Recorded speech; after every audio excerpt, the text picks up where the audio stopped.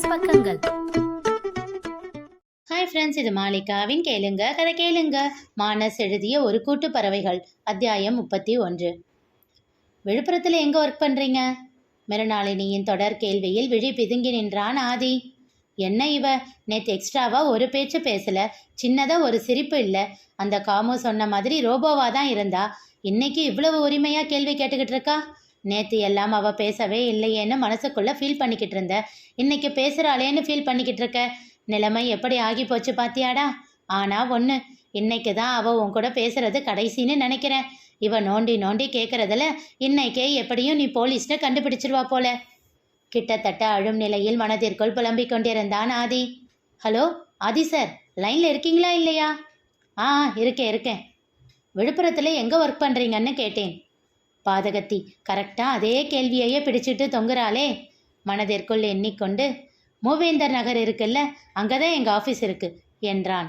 ஓ okay என்றவள் அடுத்து என்ன வேலை என்று கேட்டு விடுவாளோ என்று யோசித்து கொண்டிருக்க, அவளோ அதனை அப்படியே விட்டுவிட்டாள். அப்பாடா என்று பெருமூச்சு விட்டான்.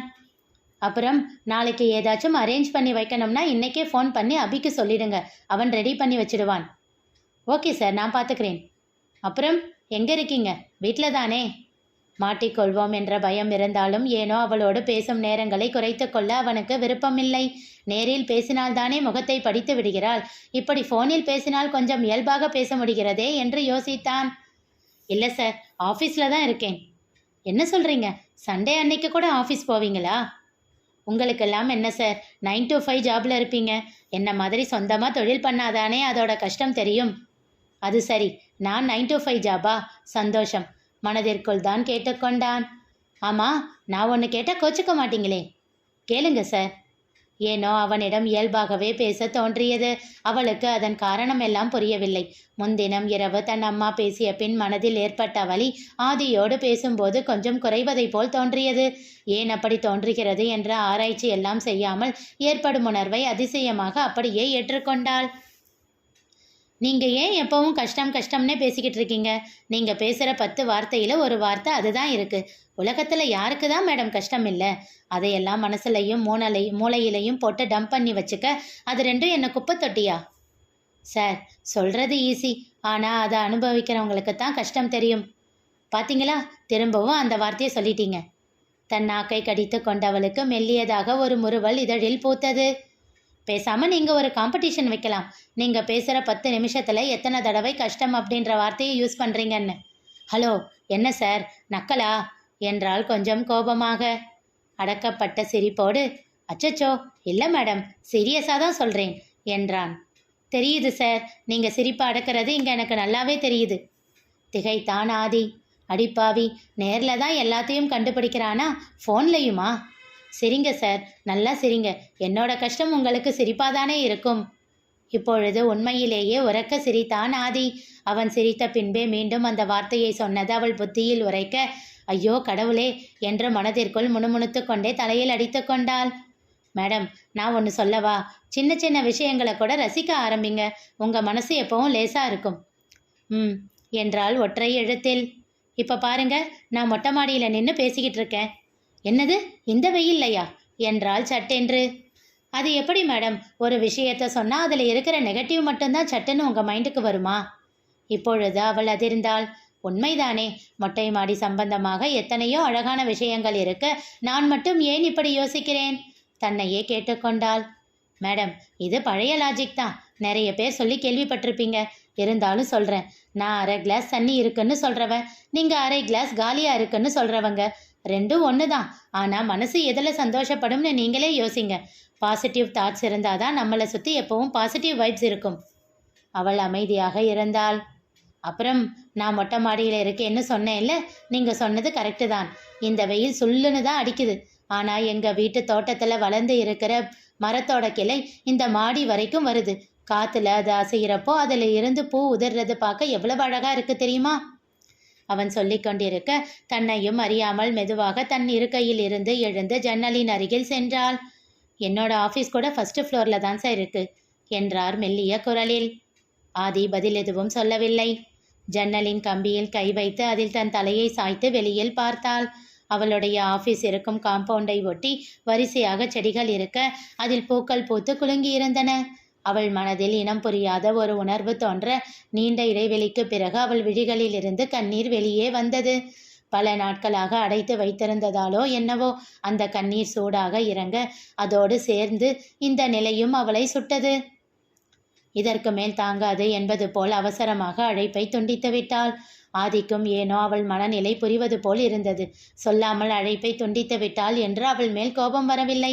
கொஞ்சம் மனம் திறந்து சிந்திக்கட்டும் என்று எண்ணி அவளை தொந்தரவு செய்யாமல் விட்டுவிட்டான். அங்கேயே அமைதியாக நின்றிருந்தான். சிறிது நேரத்தில் அபி அவனை தேடிக்கொண்டு வந்தான். அண்ணா, சொல்லு அபி. அவங்க கிட்ட விவரம் சொல்லிட்டீங்களா? எவங்க கிட்ட? அபி கேட்க சட்டென்று சுயமுணர்ந்து அவன் முகம் பார்த்தான் ஆதி. அபி குறும்பு புன்னகையோடு பார்த்து கொண்டு இருந்தான். அதில் ஆதிக்கு சிரிப்பு வந்துவிட தன் கை கொண்டு அவன் கழுத்தோடு இழுத்து தன் மேல் சாய்த்து இருக்கினான். டே குடும்பக்கார கண்ணா, காசிப் பண்ணாதடா என்றான் சிரித்து கொண்டே. ஹஹா என்று உரக்க சிரித்த அபி தன் அண்ணனை இடையோடு கட்டிக்கொண்டான். இன்னும் எனக்கு பதில் சொல்லல என்றான். அவன் கண்ணம் கெல்லை முத்தம் வைத்தவன், நீ யாரை கேட்டியோ அவங்கள பத்தி தான் சொன்னேன் என்றான் ஆதி. ஓஹோ என்று அவன் ராகம் இழுக்க, டேய் என்று அதட்டினான். ஆனால் பாவம், அவன் குரல் அதட்டலாக இல்லாமல் வெட்கத்தோடு ஒலித்தது. பார்வையை திருப்பி சரிப்படுத்தி கொண்டு அபியிடம் கூறினான். அபி, அவங்கள உனக்கு ஃபோன் பண்ண சொல்லியிருக்கேன். என்ன கேட்குறாங்களோ பக்கத்துல இருந்து செஞ்சு கொடு. சரி அண்ணா. குறும்பை விட்டு விட்டு இயல்பாகவே அவனும் பேசினான். சரி, கீழே வாங்க, எல்லாரும் கூப்பிடுறாங்க. நீ போ, வரேன். சரி என்று விட்டு அவனிடம் இருந்து விலகி நடக்க சட்டென்று அவன் கையை பிடித்து நிறுத்தினான் ஆதி. என்ன அண்ணா? டேய், அவகிட்ட நான் போலீஸ்னு சொல்லிடாத. விழிகள் விரித்து ஆச்சரியமாக பார்த்தான் அபி. ஏன் அண்ணா? டேய், சொல்லாதன்னா சொல்லாத, அவ்வளவுதான் என்று விட்டு அவனை தாண்டி நடந்தான். அவங்களுக்கு போலீஸ் பிடிக்காதோ? என்று விட்டு அவன் நடக்க வேகமாக அவன் முன்னே வந்து நின்று அவன் கையை பிடித்தான் அபி. என்னடா, இப்படி பொய்யில ஆரம்பிக்கணுமா அண்ணா? முகத்தில் வருத்தத்தோடு கேட்டான் அபி. தன் அண்ணனுக்கு மிருனாளியின் மேல் விருப்பம் இருப்பதை உணர்ந்து கொண்டவன் இப்படி உண்மையை மறைத்து வைத்து ஆசையை வளர்த்து கொள்வதால் பின்னாளில் தன் அண்ணன் வருத்தப்பட நேரிடுமோ என்று பயந்தான். சின்ன புன்னகையோடு தன் தம்பியின் இரு பக்க தோளிலும் கை போட்டு அணைத்து கூறினான். டேய் தம்பி, பார்த்துக்கலாண்டா, நமக்கு ஏத்த மாதிரி எல்லாத்தையும் மாத்திக்கணும், புரியுதா?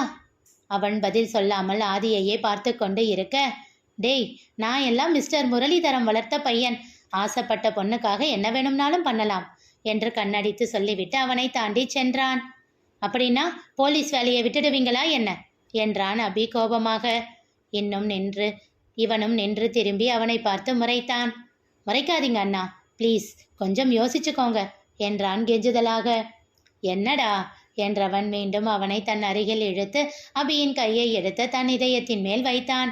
அபி, ஃபர்ஸ்ட் டைம்டா, மனசுக்குள்ள ஏதோ ஒரு மாதிரி ஃபீல் ஆகுது, அனுபவிச்சுக்கிறேனே என்றான் கெஞ்சலாக. தன் அண்ணன் அப்படி சொன்ன பின் அதற்கு மேல் எதுவும் பேச வேண்டாம் என்று எண்ணிக்கொண்டான். அப்போ உங்களுக்கு ஏத்த மாதிரி அவங்கள மாத்த போறீங்களா என்றான் சிரித்து கொண்டே. தன் தோள்களை குலுக்கி கண்களை சிமிட்டியவன், அவை என்ன வேணாம்னு சொல்லிட முடியாத அளவுக்கு பண்ணிடலாம் என்றான். நடத்துங்க நடத்துங்க என்றான் அபி சிரித்து கொண்டே. ஆதியும் சிரித்தவாறே அவனோடு நடந்தான். ஆனால் இவன் வேண்டும் என்று அவள் வந்து நிற்கும் நாளில் ஆதியின் பதில் என்னவோ தெரிந்து கொள்ள தொடர்ந்து கேளுங்க, கதை கேளுங்க. மீண்டும் சந்திப்போம்.